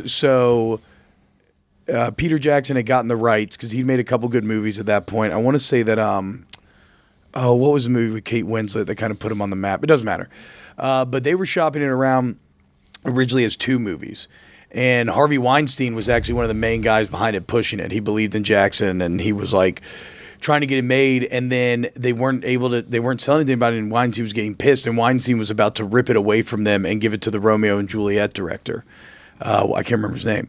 And then Jackson's agent pulled some classic agent bullshit where the only people interested were Paramount. And they kept calling the agent, and the agent be like, because Jackson was there for like 2 weeks to take meetings, and if they didn't get sold, Weinstein was going to take it. They had no meetings, but the agent lied to Paramount the entire time and was like, no, he's got this meeting, he's busy, kept making up shit. And they finally met with him on the last day. They pitched Paramount, and at the end of the pitch, the Paramount executive was like, so you're pitching 2 movies, but it's 3 books, right? We should make 3 movies. And then they just gave Peter Jackson, and they did all of principal production in one fell swoop. Yeah, so they filmed the majority. It was the first time they really did that. Yeah, right? they filmed the majority of the 3 movies over a 12-month period, and obviously you do pickups and for each movie as well. But like, really just forward-thinking, incredible move by that Paramount executive to have that instinct and take that shot on a guy like Jackson, who like was not proven to be able to handle a budget or production of that size at all yet. And it's cool because if you're 21 when you start, like if you did it the other way, you'd be 27. Yes. Like whenever it's over and you look drastically. When I heard that story about that, I thought that was the reason why they did that, was because they didn't want them to age drastically. It could be that. I think it also, I think another benefit was and they ended up being such hits, for 3 years in a row, New Line or whoever had Warner Brothers had 3 years in a row had 3 massive billion-dollar releases. Yeah. Like, that's huge because, movies are just these all-in gamble. Mm-hmm. And they employed so many people that they started calling Wellington, New Zealand, Wellywood. Yeah. Because, like, so many people there were just working on the movie. Well, and that was one of my other favorite respect. things we did in New Zealand was I'm a massive movie special effects nerd. And Peter Jackson started Weta Workshop, which I'm pretty sure he ended up selling a couple of years ago for $1 or $2 billion. But he started Weta Workshop, which is their in-house special effects, and they've gone on to do a ton of other stuff. But I watched so much of Weta in those behind the scenes, and then I got to go tour the facilities and like see all the maquettes and the makeups, and they had tried to make a Halo movie at one point that got denied, but they had like a full-size, life-size warthog there that I got to play around in. That's sick. They have the 3 cave trolls that get frozen that turn to stone in The Hobbit. It was sick. It was just like really dream come true type shit. That's the biggest thing about Lord of the Rings and why The Hobbit doesn't hit the same, is because they're so good at practical and costumes. And like one of my biggest beefs I have with like current stuff, especially Netflix stuff, is that whoever's doing costumes, it's like they just take it off the rack and put it on the person, and like it fits right sometimes, but even then it just looks brand new. Like all the effects and all the costumes and all the makeup and all the prosthetics, like that's a real fucking human being. Yes. And you can tell it just looks so much more authentic and real. And it holds up over time infinitely better. Like your brain can subconsciously know what's real and what's not. And that's one of the most disappointing parts, like you said, going from the original trilogy to the Hobbit trilogy. And there's a lot of drama there because like Guillermo del Toro was supposed to make The Hobbit forever, and there was all kind of outside of the movie bullshit that kept delaying. He ends up backing off, and then Jackson dives back in, and it's a combination of he didn't have nearly, like they did over a year of pre-production before they ever filmed anything for Lord of the Rings, doing all that, designing, set making. They did that for like a couple of months for The Hobbit, and you find this with directors, the visionary ones, they push the limits. Like original Star Wars, George Lucas, a ton of practical effects, beautiful sets, matte paintings. The little dioramas. Yeah, miniatures. I mean, the original Lord of the Rings trilogy is known for its bigatures, just these massive miniatures that they would make, like Orthanc and Barad-dûr and all types of cool shit. And then, but those same directors, then they kind of want the next thing. So like for George Lucas, like the prequels get a lot of shit for being a lot of 3D animation. People maybe don't realize they made that up.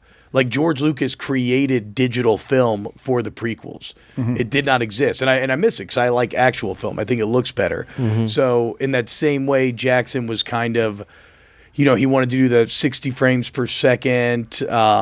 He thought they could make the orcs look better being 3D. And it held up okay in theaters in the 60 frames, but it really does not translate to the more traditional. Yeah, and some stuff does work and some stuff doesn't. Like I'll say like the scene with Sauron when he's the necromancer in the Hobbit and he reveals himself and he's got like the ring of fire all around him and the ring wraiths are like kind of that like almost X-ray look. Like that to me I was like that fucking rules. But with other stuff it just looks like butt cheeks. Well, I watched with my kids the other night. We all dressed up and watched Harry Potter and the Sorcerer's Stone, which is Christopher Columbus, the Home Alone director, and he put his thumb on the scale name's as well. Christopher Columbus? Yeah, Chris Columbus, yeah. Okay. He put his thumb on the scale for preposterous. For practical effects in that first one, and it looks a million times better than the modern slop, like Rudy's talking about. Okay. Like I think the worst part is I think they know that. It's just that it's just so much more work. Yeah. Yeah, like all the chainmail and the Lord of the Rings movies were put together by like 3 people. Yeah. They just had to super glue millions of rings to make all these chainmail suits for all the soldiers. Did you guys know there's an Italian man outside of Florence that just lives life as a hobbit now? No. So that's the photo that I brought up here. He's kind of created his own little hobbiton just in the Italian countryside. He looks exactly like someone who would do that. And I think he just kind of identifies as a hobbit. He's just does he walk barefoot? Oh, he's barefoot right there. Meet the guy who loves hobbits so much he became one. Well, what's the finger? Look up the opening line from The Hobbit where it's basically like hobbit in a hole in the ground there lived a hobbit, and it's something like not a oozy, disgusting hole full of worms, but like warm and cozy, and then a hole in the ground there lived a hobbit. That's all we're seeing. But, wait. All right. In a hole in the ground there lived a hobbit. It says, I can't read that. It's too small. In a hole in the ground there lived a hobbit.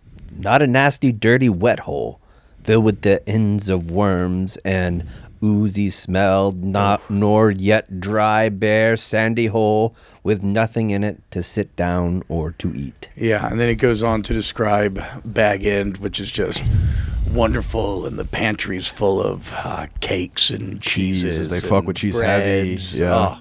They do. That's one thing the Hobbit movies got very right was the unexpected dinner party scene and the riddles in the dark scene. That does hit. Not as good as the food fight scene in Hook, though. It's an all-timer.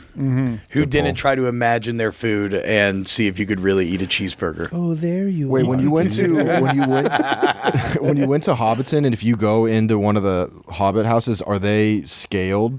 They are, Is it low ceiling? Yeah, they're tiny. They're mostly empty on the inside. I think they've built out a couple, and I might be making this up. I think there is an Airbnb one or something that you can stay in, but I could be wrong. Sick.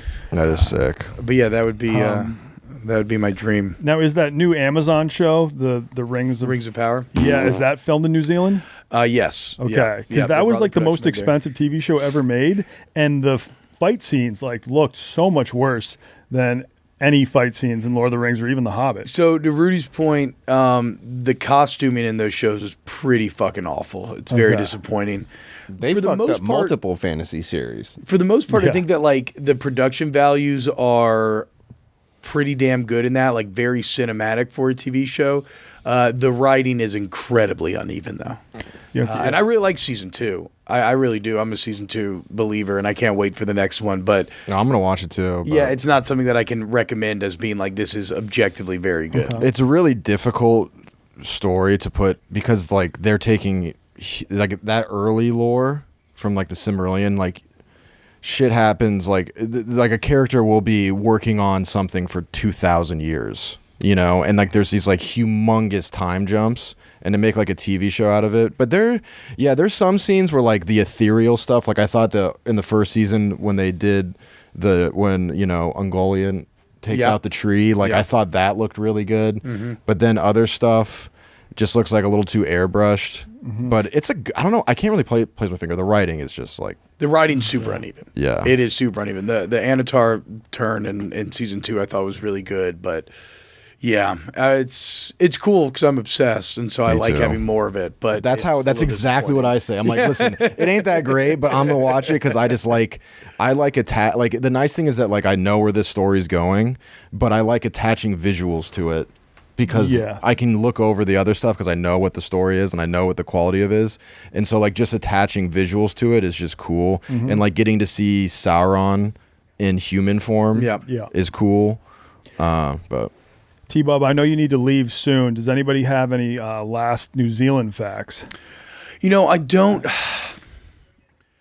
I don't have any super fun facts except to say, like, I just the warmth of the country is what has really, really stuck with me. Like they were top to bottom overall an incredibly kind people. It has some of that like small town sort of feel.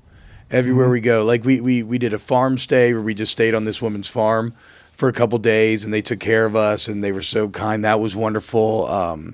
Then you have your cities like Auckland and Wellington, where you get into a little more like, okay, this is a little more recognizable, and then you're back in the countryside. Just no real negative interactions with a single person. Like eventually, me and my wife are gonna leave the kids behind and go make a. Return trip there one day. It was hard to get to, but this was our honeymoon, and I'm a spoiled bitch. We actually got to our gift was we got to fly first class, and that was fucking awesome. That's nice, man. In those like badass bougie pods where you like lay out like a bed, and they're like bringing you champagne and shit. Fuck, that was all time cool because that's by far the longest flight I've ever been on. I think it was one of the longest flights 15 in the hours. World. Yeah. Mm-hmm. Yeah, dude. I mean, I'm not surprised that they're all nice there. It's like ranks. I was watching a video about it before this, and it ranks highest in like almost every metric. It's just a good kickback. There's like 7 people there, and it's like a perfect biome. Also, in terms of natural disasters or like apocalyptic world collapse, is #1 ranked for where to be. And last night I was like, what if I just like picked up and just became New Zealand, dude? But they also have a super volcano that might be due for an eruption. Nah, I think the last time it erupted was during the Roman era, and the eruption was so bad that the Romans really didn't have a summer one year. Well, that's like that's like Santorini, Greece. That's a caldera, right? Yeah. I think that's what maybe wiped out the Minoans was an ancient super volcano. That was crazy. We went to Greece and like we were looking at this town from I want to say like 2000 BC, and they had multi-storied houses. They had plumbing. Like with clay pipes built in, like they had some really advanced shit. Way back in the day. Yes. That was like, dude, that's what I had in Sicily when I went to Syracuse. It's like the first town in Sicily, and it's like unbelievably old. And yeah, it's like it was a Greek colony. It's insane. Yeah. And dude, also speaking of volcanoes, in Sicily, like I knew about Mount Etna. That motherfucker is just spewing lava. I saw lava. I used to live on it. That's weird to think about. It's crazy, and everyone's like, there's people riding bikes on it. Yeah, right you wake up in the morning and there's like a thin layer of ash on everything. It's just been like slowly erupting overnight. It's just Have crazy. you ever noticed that my eyelids are red at the end? Is that from a volcano injury? Yes. I was allergic to the volcanic dust when I was little because I lived there. Oh, yeah. And burst the blood vessels at the end of my eyes. My allergies were so bad. I had to fly from Sicily to Germany so they could check it out, like what was going on. And it's still red from the volcanic ash from Mount Etna. That's the first allergy I've heard of someone that like wasn't embarrassing. Yeah, that's kind of like a badass. Oh, look at me! I'm allergic. Some kids are like, "Oh, I'm allergic to grass." You're like, I'm allergic to fucking volcano. I'm glad. Is there flowers? Oh, also honey. I'm getting allergies. Okay, that sucks. That's kind I'm of just lame. kidding. I'm not. I'm getting allergies for the first time in my life since moving here, and I don't know if it's because it's so dry, but like, I'm struggling. I'm like coughing constantly during Wake Up Barstool. We don't have a cough button. It's terrible. Shit. Yeah. I think that's another thing, dude. I am now getting addicted to lotion. I did Moisturizing is good. I used to not moisturize. I did not realize how much the Louisiana humidity was just naturally doing. Because when I put on lotion now, I can actively feel my skin drinking it. Yeah, You know Like- what you like a gotta parched get? dog. Yeah, I got this soap. I'll send you it. It's a game changer. Okay. Because it's oil based. Okay, I'm into that. Which I feel like is a perfect spot to end our New Zealand. Wait. I just got to rattle off the rest of what I know about New Zealand. It's We can not do that much. at the top. It's not much. Don't worry. No. Okay. I'll get it out of the way here, and then we'll wrap it up. They invented bungee jumping. Hell Okay, yeah. boom. That's Yeah. pretty cool. I've done that. Pretty They sweet. invented the electric fence, probably to keep all those sheep in. Yeah. Someone said that they were the ones who popularized jogging. This like New Zealand guy down All right, there fuck was off, the one. man. Who, like, invented That jogging. can't possibly. It's actually called yogging. Yeah. And then on the Kenyan fans are freaking the fuck out right now. I don't know if that So could are be the people in verified. marathon. The New Zealand's invented, the Kenyans perfected it. And then on a more serious note, they fought very valiantly in World War I and World War II. Yeah. And that's kind of what put the Kiwis on the map. Because, like, if you're living in Europe, you don't know much about New Zealand. And then they were all sent over to fight in Europe and in Turkey. And people are like, dude, Yeah, there's a these- lot of countries that these get troops forgotten are about. brave as fuck. Yeah. And they are like, they're leaving it all on the field. A lot of them died. So there's monuments in Europe dedicated to the Kiwi soldiers and things like that. The Australians And, too, and the Sir- Canadians. Sir Edmund Hillary, the first person to ever climb Everest, is a Kiwi. Oh, wow. Or to ever summit Everest, I guess. All right. That's a great Yeah, back in fact. the day, he's on there. Ever including that can't be right. What? Including He's the- like, Sherpas and shit. They don't. There's not a documentation. know. My hunch on it is that probably, but he's like the first guy to like document. Because he's on one of their bills.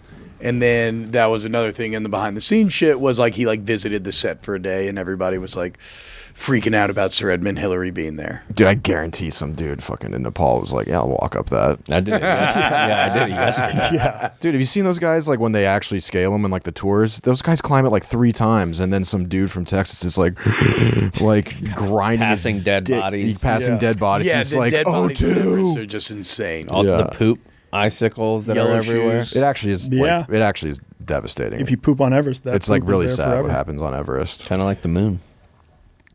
Exactly. All right. And on that note, Yeah. Can you I think shit we on the can moon, finally though? wrap it up. Can you shit I on don't the think moon? any human has ever pooped on the moon. I guess you could exit. You could drop it out of the spacecraft on the moon, maybe, God, or out of that the would- landing craft. That would be incredible. I Because don't- you could spray diarrhea and it just goes into eternity. That's a one of one feeling. Apollo astronauts left their poop on the moon. That's Yeah. so So, sick. yeah. So there Do you is think it poop even on the got moon. like that'd be an all time moment to get a NRB and no reason boner? Like, dude, I got the first boner in on the moon. Yeah, the first cum. Yeah. Jerking off in 0G, the cum's just floating. What'd you do this weekend? I fucking nutted on the moon. You can't top that. What if your nut on the moon like led to like life starting to sprout there? Yeah. Oh, that would be, you're like legit. like Prometheus. That's basically what Mormons believe. just Like just that's like the Mormon religion. That's actually what part of what my funeral arrangement is. My dream funeral arrangement. Not cum related, but I've said this before on other podcasts. Yeah, you want to be blasted into space? I want to be blasted into space so that there's a 0.1% chance my organic material lands on a planet and I harbor life. Have there. you ever heard of the woman who died and donated her? This is one of my favorite ZBT stories. She died and she donated her body to science, and what they did was give it to military science. So they strapped her in the middle of this huge field and shot artillery round at her and blew her to absolute smithereens.